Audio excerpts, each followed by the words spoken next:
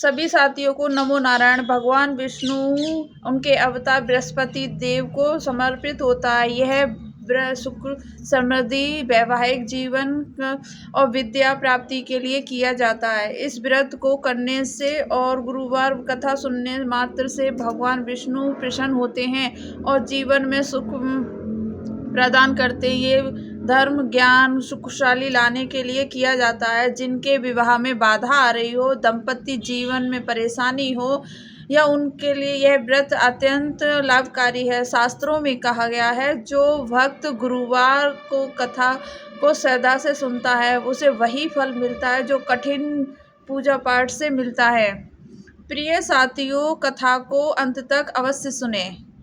श्री हरि की कृपा प्राप्त करने के लिए कमेंट में नमो नारायण अवश्य लिखें। और प्रारंभ करते हैं गुरुवार व्रत की दिव्य कथा। ये कथा बहुत समय पहले की है, जब भारत के गांव में अटूट आस्था से जुड़ा हुआ था। एक छोटे से गांव में जहां खेत दूर दूर तक फैले थे और सूरज उगता डूबता एक किसान दंपत्ति रहते थे, गोपाल और उनकी धर्मपत्नी राधा। गोपाल बहुत मेहनती और सीधा साधा व्यक्ति था। उसके परिश्रम से लकीरें, उसके हाथों में खुरखुरी हथेलियां थीं। वह अपनी धरती से उतना ही प्रेम करता था जितना अपनी राधा से। राधा उसके जीवन संगिनी, एक शांत, धैर्यवान और असीम क्षमता वाली स्त्री थी। उसका विश्वास किसी भी तूफान में एक अटूट विश्राम की तरह अटूट रहता था। भले ही मिट्टी और फूस का बना था, उसका प्रेम एक दिव्य प्रकाश उसमें जगमगाता रहता। वे भगवान श्री विष्णु के परम भक्त थे। हर गुरुवार को वे पूरी श्रद्धा से व्रत रखते, तुलसी के पौधे को जल चढ़ाते, ओम नमो भगवते वासुदेवाय का मंत्र करते, ओम नमो भगवते का जाप करते हुए अपने दिन की शुरुआत करते थे। शुरुआत में प्रकृति उन पर मेहरबान थी। खेत लहराते, अनाज के दाने सोने से चमकते हुए, उनके घर में अन्न धन की कभी कमी नहीं होती थी। वो अपनी कमी का कुछ अंश दूसरों जरूरतमंदों को बांटते थे। ताबीज अपने कर्तव्य को परम धर्म मानते थे, दूर दूर तक दी जाती थी। मगर होनी को कुछ और ही मंजूर था। धीरे धीरे समय का पहिया बदला। पहले एक सूखा पड़ी, धरती फट गई, दरारें ऐसी निकलने लगी जैसे स्वयं धरती माँ प्यास से तड़प रही हो। उसके बाद आई जो कुछ बचा था उसे भी भा ले गई। बीज बोए लेकिन अंकुर नहीं फूटे। जो अंकुर फूटे थे वो कुछ ही समय में मुरझा गए, जैसे किसी ने उनका जीवन खींच लिया हो। गोपाल का हृदय जो कभी आशा और उमंग से भरा था, अब वो पत्थर से भारी हो चुका था। अब वो सुबह से शाम तक पसीना बहाता, पर मिट्टी रूठ चुकी थी। उसकी मेहनत, उसकी तपस्या सब व्यर्थ जा रही थी। आंखों के सामने उसके लहराते खेत बंजर हो जा रहे थे।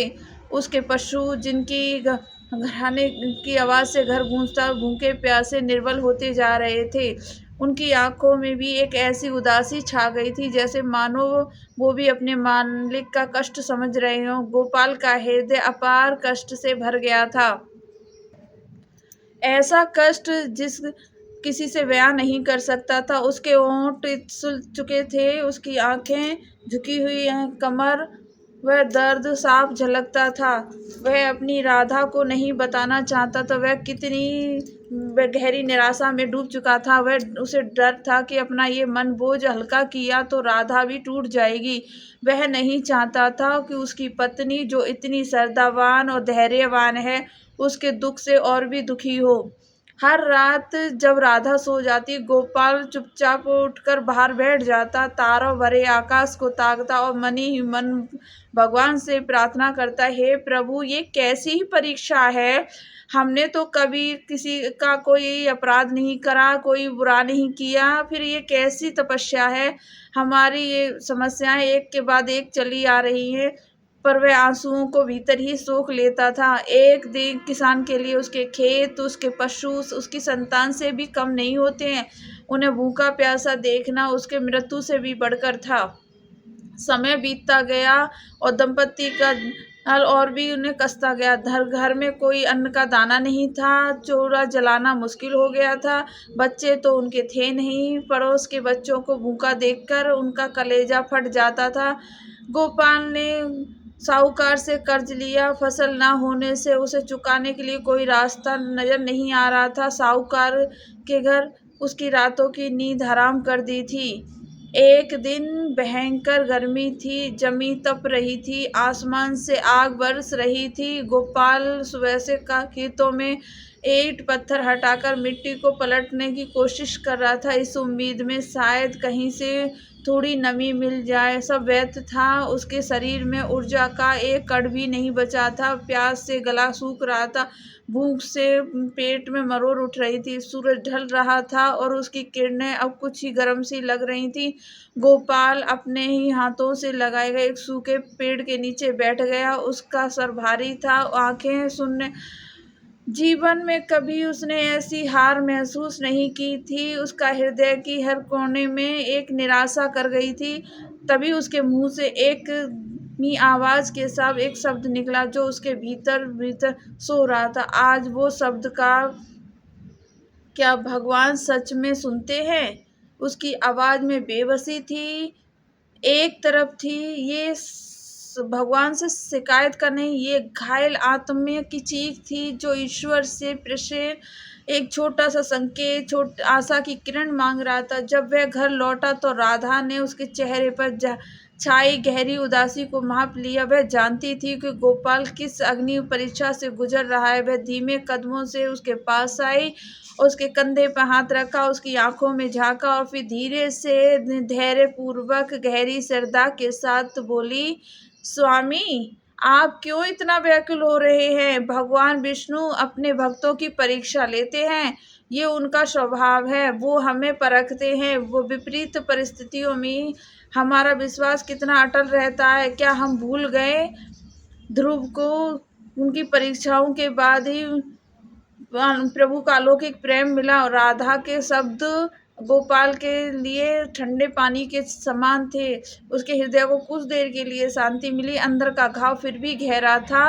वह जानता था राधा सही कह रही है, पर उस समय की भयंकर भूख और निराशा उसे अपने विश्वास से डिगा रही थी। उसकी आंखें भर आई, पर उन्हें पहुंच लिया। राधा ने बिना कुछ कहे उनसे थोड़ा पानी दिया, जो मुश्किल से एक घड़ा बचा था। वे दोनों चुपचाप बैठे रहे, अपने भाग्य की कठिन घड़ी को स्वीकार करते हुए। उनके पास खाने के लिए कुछ नहीं था, एक छोटी सी बासी रोटी के टुकड़े के जिसे राधा ने कई दिन पहले छुपा के रखा था, इसे सबसे बुरे दिन के लिए। आज वह दिन आ गया था, उस रात जब गांव गहरी नींद में सो रहा था और गोपाल राधा मुश्किल से अपनी आंखें मूंद पाए थे। उनके द्वार पे एक दस्तक हुई। ये दस्तक, इतनी रात वह कौन हो सकता? गोपाल चौंका। ऐसे समय में जब के लोग एक दूसरे से कतराने लगा, कौन दर पे आया था? उसने हिम्मत करके दरवाजा खोला। सामने एक दिव्य साधु खड़ा था। उसके वस्त्र फटे पुराने थे, दूर शरीर दुबला पतला, शरीर पर थकान थी। उसकी आंखों में एक दिव्य तेज था। उसका तेज धूल और पसीने से अटा हुआ था। उसके होठों पर सूखे पपड़ियां जमी हुई थी। उस साधु ने तेज स्वर में कहा, पुत्र, मैं दूर देश से आया हूँ, रास्ता भटक गया हूँ, कई दिनों से भूखा हूँ और रात भी काफी हो चुकी है। का इस रात मुझे कुछ खाने को मिल सकता है? ये साधु के ये सब सुनकर कालेजे उसके हृदय में आप संघर्ष छिड़ गया। हे भगवान, हमारे पास तो स्वयं खाने के लिए एक दाना भी नहीं है, अब इस भूखे संत को क्या खिलाएंगे? उसकी आंखें राधा की ओर गई। राधा के चेहरे पर चिंता की लकीरों बनी, पर उसकी आंखों में वही अटूट श्रद्धा झलक रही थी। राधा ने तुरंत साधु को अंदर बुलाया और आसन दिया और पानी पीने को दिया। पानी पीते ही साधु के चेहरे पर थोड़ी सी रौनक लौटी। राधा फिर गोपाल की ओर मुड़ी। उसकी आंखों में एक बहुत वो प्रश्न था, क्या अपने धर्म से विमुख होंगे? क्या हम एक भूखे अतिथि को खाली पेट वापस लौटाएंगे? वो स्वयं भगवान का रूप हो सकता है। गोपाल जानता था राधा क्या कहना चाहती है। वह जानता था कि उनके पास बस एक छोटी सी बासी रोटी का टुकड़ा बचा है, जिसे राधा ने इसी मुश्किल से सहज कर रखा है। वह उनके जीवन का आखिरी सहारा था, कल के लिए एकमात्र उम्मीद। गोपाल के मन में एक फिर उत्सव शुरू हो गया। आखिर हमने ये भी दे दिया तो हम कल क्या खाएंगे? राधा कैसे जीवित रहेगी? मैं कैसे उसे भूखा देख पाऊंगा? मगर वो राधा की पहले शब्द याद आ गए। भगवान विष्णु अपने भक्तों की परीक्षा लेते हैं और फिर साधु की भूख आशावान होती है। इन आंखों में एक अन्य कहे शब्द मिले, ऐसी पुकार जिसे वह अनसुना नहीं कर सकता था। उसकी उसके हृदय में उमड़ रहे थे कष्ट। हम नहीं, एक अतिथि को भूखा नहीं सुला सकते हैं, विशेषकर एक संत को। ये हमारा धर्म है, चाहे जो हो। गोपाल ने मनी मन निश्चय किया। उसने राधा से आंखें मिलाई और उसके एक दृढ़ संकल्प देखा। राधा समझ गई। बिना एक पल विलंब किए वह अंदर गई और उस एक रोटी के टुकड़े को ले आई जिसे उसने अपने जीवन से भी ज्यादा सहेज के रखा था। वह रोटी सूखी थी, कड़क थी, पर उनके लिए वह अमृत से कम नहीं थी। राधा ने रोटी साधु के सामने रखी। महाराज, हमारे पास आज बस यही टुकड़ा बचा है, कृपया इसे स्वीकार करके हमारी लाज रखिए। उसकी आवाज में निम्रता थी, आंखों में करुणा थी। साधु ने उस छोटे से टुकड़े को देखा, फिर अपने दिव्य दृष्टि से राधा के मुखमंडल पर देखा। उसने उनकी आंखों में असीम त्याग, असीम प्रेम और एक अटूट श्रद्धा देखी जो स्वयं से भी भूख से बड़ी ऊपर थी। एक हल्की सी मुस्कान आई जो रहस्यमयी थी। उसने रोटी ली, भगवान का नाम लिया और धीरे धीरे उसे खाया। हर निवाले के साथ गोपाल और राधे के हृदय में एक अजीब सी शांति उतरती जा रही थी, जैसे उनके भीतर का सारा कष्ट, सारी चिंताएं धीरे धीरे लुप्त हो रही थी। जब साधु ने रोटी समाप्त की तो उसने गोपाल राधा की ओर देखा। उसकी आंखें पहले से भी अधिक तेज थी, उनमें एक दिव्य चमक थी और चेहरे पर एक अलौकिक मुस्कान। भक्तों, तुम धन्य हो। इस कलयुग में भी तुमने अतिथि संस्कार, धर्म और परोपकार के सच्चे अर्थ को जीवित रखा है। अपने प्राणों से भी बढ़कर अपने पास बचा एक अन्य दान, वो भी दान कर दिया, वो भी असली भूखे को। ये कोई साधारण दान नहीं है, ये तुम्हारी तपस्या है, तुम्हारी निष्ठावान प्रेम की कष्टा है। भगवान विष्णु तुम्हारी इस निस्वार्थ सेवा से अत्यंत प्रसन्न है। साधु के ये शब्द किसी और लोक से आए प्रतीत हुए।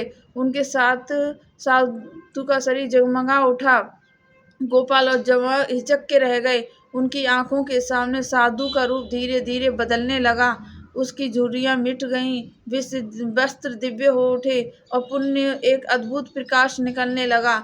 कुछ ही पलों में उनके सामने भगवान विष्णु अपने चतुर्भुज रूप में सिख, चक्र, गदा, पद्म धारण किए प्रकट हो गए।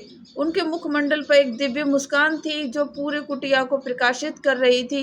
गोपाल और राधा इस अलौकिक दृश्य को देखकर घुटनों के बल गिर पड़े। उनके होठों से केवल प्रभु प्रभु प्रभु का ध्वनि निकल रही थी। उनकी आंखों से अनगिनत आंसू धाराएं बह रही थी। ये आंसू कष्ट के नहीं, कृतज्ञता के थे, प्रेम के थे, अपने आराध्य को सामने पाकर मिलने वाले परम आनंद के थे। उनका हृदय भर आया। उनकी सारी पीड़ाएं, उनके सारे कष्ट दिव्य आनंद में विलीन हो चुका था। वो रो रहे थे, परंतु ये खुशबू के आंसू थे, मुक्ति के आंसू थे। भगवान विष्णु ने अपने हाथों से विस्पष्ट किया, उठो वंश मेरे प्यारे भक्त, मैंने तुम्हारी परीक्षा ली और तुम उसमें खरे उतरे। तुम्हारा विश्वास, तुम्हारी दया, तुम्हारा त्याग टूट है। आज से ही तुम्हारे जीवन में सारे कष्ट दूर हो जाएंगे। आज से तुम्हारे जीवन से सारे कष्ट दूर हो जाएंगे। तुम्हारे खेत फिर लहलाएंगे। तुम्हारा घर धन्य धान से परिपूर्ण होगा। तुम्हारी भक्ति और भी निस्वार्थ सेवा हमेशा याद रखी जाएगी।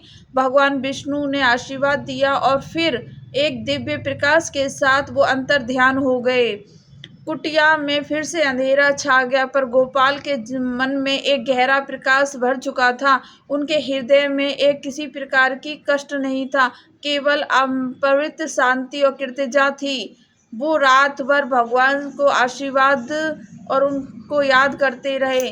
उनके नींद नहीं थी, श्रद्धा से भरी थी। उन्हें विश्वास हो गया था भगवान सच में अपने भक्तों की सुनते हैं और ये अपने भक्तों की परीक्षा भी लेते हैं और भी सूचित कराने के लिए। अगले दिन सुबह हुई, पर ये कोई साधारण सी सुबह नहीं थी। जैसे ही गोपाल अपनी कुटिया से बाहर निकला, उसने देखा उसके सूखे खेत, बंजर खेत रात भर में हरे भरे हो गए थे। मिट्टी में नमी लौट आई थी और छोटे छोटे अंकुर फूट पड़े थे, जैसे किसी ने जादू कर दिया हो। उसके पशु जो कल तक निर्बल और उदास थे, आज वो स्वस्थ और ऊर्जावान दिख रहे थे। उनकी आंखों में चमक लौट आई थी। ये चमत्कार यहीं नहीं लौट रुका। गांव के लोग आए और चकित रह गए। दूर दूर से लोग उनके खेतों को देखने आ रहे थे। कुछ ही हफ्तों में गोपाल के खेत में इतनी लहराती फसल जिसने अपने जीवन में कभी नहीं देखी थी। अनाज के दाने इतने भरे और पुष्ट थे कि हर कोई उन्हें हैरान था। उनके घर में धन धान की बारिश होने लगी। साहूकार का कर्ज तो चुका ही दिया, अब वो इतने समृद्ध हो गए थे कि गांव के अन्य लोग जरूरतमंद की सहायता करने लगे। गोपाल और राधा समृद्धि को कभी घमंड में नहीं बदलने दिया। वो और भी विलम्ब और दयालु हो गए। वे हर गुरुवार को अब और भी अधिक श्रद्धा उत्साह के साथ व्रत रखते और लोगों को अपनी कथा सुनाते। उनकी ये कथा धीरे धीरे गुरुवार व्रत कथा में गांव-गांव फैल गई। लोग समझने लगे कि सच्चे मन से की गई सेवा, निस्वार्थ दान अटूट भगवान को सबसे प्रिय है। ये कथा आज भी हमें बताती है कि जीवन में चाहे कितने भी कष्ट आए, कितनी भी निराशा घेर ले, हमें अपने विश्वास को कभी नहीं खोना चाहिए। भगवान हमारी परीक्षा लेते हैं, पर वो हमें कभी अकेला नहीं छोड़ते हैं। वो हमारे तरह हमारा ध्यान, हमारी सच्ची भावनाएं हमें ईश्वर तक ले जाती हैं। गोपाल और राधा की कथा हमें सिखाती है, जब हमारे पास कुछ नहीं हो तब भी हम और की भूख को अपनी भूख से ऊपर रखते हैं, तो हमें केवल भौतिक समृद्धि मिलती है, बल्कि आत्मा को परम शांति और सुख मिलता है, जो किसी भी धन से नहीं खरीदा जा सकता है। उनका जीवन इस बात का परिणाम बन गया था कि भगवान हमारी सुनते हैं। हाँ, वे सिर्फ सुनते ही नहीं, बल्कि सबसे कठिन परिश्रम में हमारे साथ खड़े होते हैं। बस हमारा मन निर्मल हो और हमारी श्रद्धा अटल। प्रिय साथियों, इस वीडियो में गुरुवार पावन कथा यहीं पर समाप्त होती है। हम कामना करते हैं कि भगवान विष्णु की कृपा बनी रहे, आपके जीवन में सदा सुख, शांति, समृद्धि और सकारात्मक ऊर्जा का संचार होता रहे। ये विशेष भक्ति भाव से भर देती है, बल्कि हमारे जीवन में एकता और प्रेम का, आस्था का संदेश लेकर आती है। गुरुवार व्रत कथा सुनने के लिए हृदय से धन्यवाद। कृपया अपने विचार, अनुभव कमेंट में अवश्य भी साझा करें और नमो नारायण लिखना ना भूलें। आपके द्वारा की गए कमेंट्स न केवल आपको प्रेरित करेंगे, बल्कि आपकी अन्य दर्शकों को भक्ति और श्रद्धा के स्रोत बनेंगे। जय श्री हरि।